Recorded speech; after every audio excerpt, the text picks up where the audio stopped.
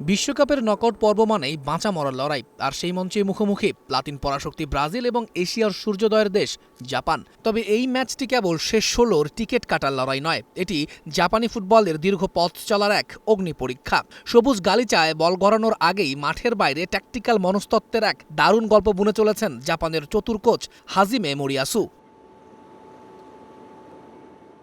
একটা সময় ব্রাজিল দল জাপানকে হয়তো স্রেফ একটা সাধারণ প্রতিপক্ষ হিসেবেই গণ্য করত, কিন্তু দিন বদলেছে। গত বছর নিজেদের মাটিতে এক প্রীতি ম্যাচে এই সামুরাই ব্লুরাই ব্রাজিলকে হারিয়ে ফুটবল বিশ্বকে চমকে দিয়েছিল।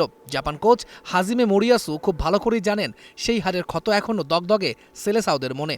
গত বছর নিজেদের মাঠে একটি প্রীতি ম্যাচে আমরা ব্রাজিলকে হারিয়েছিলাম, তাই প্রতিশোধ নেওয়ার জন্য তারা এবার অবশ্যই বাড়তি উদ্দীপনা নিয়ে নামবে।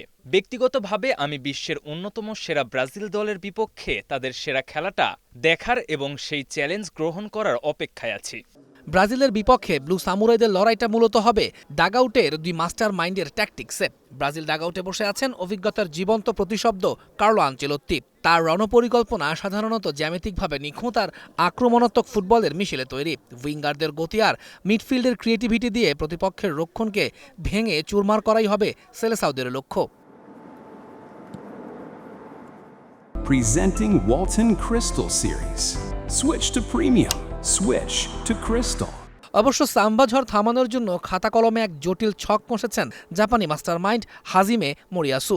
ব্রাজিলকে আটকাতে তিনি জাপানের চিরাচরিত শৃঙ্খলা ও হাই প্রেসিং ফুটবলের ওপর ভরসা করছেন। মোরিয়াসুর প্রধান অস্ত্র হতে যাচ্ছে মিডফিল্ড ও ডিফেন্সের মধ্যে নিশ্ছিদ্র ব্লক তৈরি করা, যাতে ব্রাজিলের আক্রমণ ভাগের খেলোয়াড়েরা পাসিংয়ের জন্য পর্যাপ্ত জায়গা না পায়। পজিশন ধরে রেখে হঠাৎ কাউন্টার অ্যাটাকে উপরে উঠে আসাই হবে জাপানের মূল চাল। ব্রাজিল যখন আক্রমণ করতে গিয়ে ডিফেন্স লাইনে ফাঁকা জায়গা তৈরি করবে, ঠিক সেই সুযোগেই গতিময় কাউন্টার অ্যাটাকে সেলেসাওদের চোখে রেখে আঘাত করতে চান মোরিয়াসু।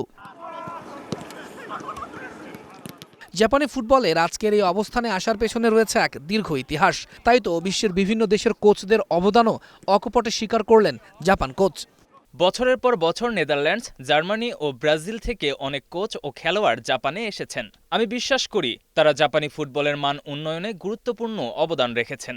তাই আমরা এমন একটি ম্যাচ খেলতে চাই যা সবাই উপভোগ করবে, আর যদি জয় নিয়ে ফিরতে পারি তাহলে সেটাই হবে সবচেয়ে বড় আনন্দের। তবে তার আগে আমাদের লক্ষ্য হলো সর্বোচ্চ প্রস্তুতি নিয়ে শক্ত প্রতিদ্বন্দ্বিতা গড়ে তোলা। যাদের কাছ থেকে ফুটবলের পাঠ নেওয়া, নকআউটের মঞ্চে তাদেরকে স্তব্ধ করে দেওয়ার স্বপ্ন দেখছে এশিয়ার এই প্রতিনিধিরা। তৌহিদুল ইসলাম, স্টার প্লে।